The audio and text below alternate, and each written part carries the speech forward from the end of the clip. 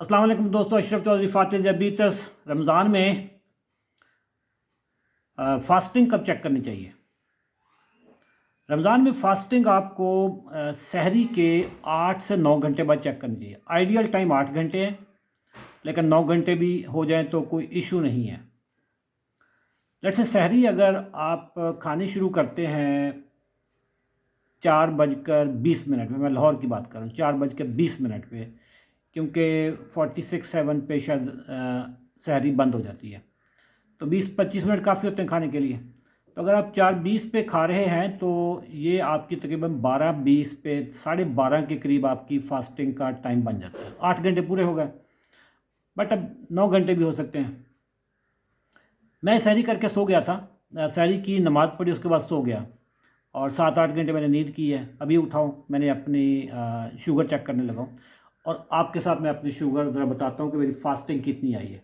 ये ज़रा मैं पहले इसको, ये जो पैड होता है, अल्कोहल पैड होता है, इससे ज़रा साफ़ कर लिया इसको, और उसके बाद आइए ज़रा देखते हैं कि मेरी फ़ास्टिंग आती कितनी है।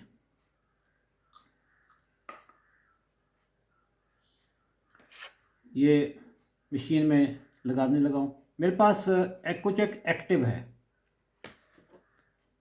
तो ब्लड निकालते हैं, निकला है, निकला है ब्लड। यार मैंने सोचा शायद आज नहीं निकलेगा, ये लग गया जी। देखते हैं जी कितनी आती है। ये 85 आपको नज़र आ रही है? 85 आपको कैमरे में क्या लग रही है? मुझे 85 लग रही है इस वक्त। मेरी शुगर 85 है, ठीक है। तो दोस्तों, ये आइडियल है। अगर आपकी फास्टिंग 100 से नीचे है तो ये आइडियल है। अब आप देखेंगे कि जैसे जैसे वक्त बढ़ता जाएगा, आज मैं अफ्तारी से कुछ देर पहले भी चेक करूँगा, ये मेरी शुगर बढ़ती जाएगी। अब सोच रहे होंगे खाया तो कुछ नहीं है तो शुगर कैसे बढ़ रही है? आपके अंदर अल्लाह ताला ने ना बहुत एक डिफेंस मैकेनिज़्म रखा है, सर्वाइवल मैकेनिज़्म रखा हुआ है, और वो है जिगर।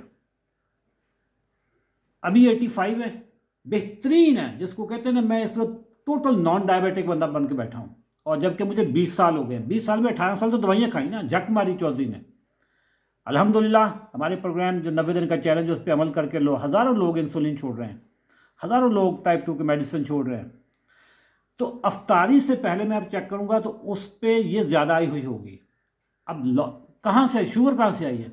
शुगर आपकी बॉडी में जो जिगर है ना, जिगर ने इतनी सी शुगर अपने पास रखी होती है, तो शाम तक वो मुझे एनर्जी देगा। दोस्तों, दुआ में याद रखिएगा, आप अपनी शुगर पे कंट्रोल करें। रमज़ान का महीना बरकतों का महीना है, और बरकतें यही हैं कि आप अपनी सेहत पे फोकस करें।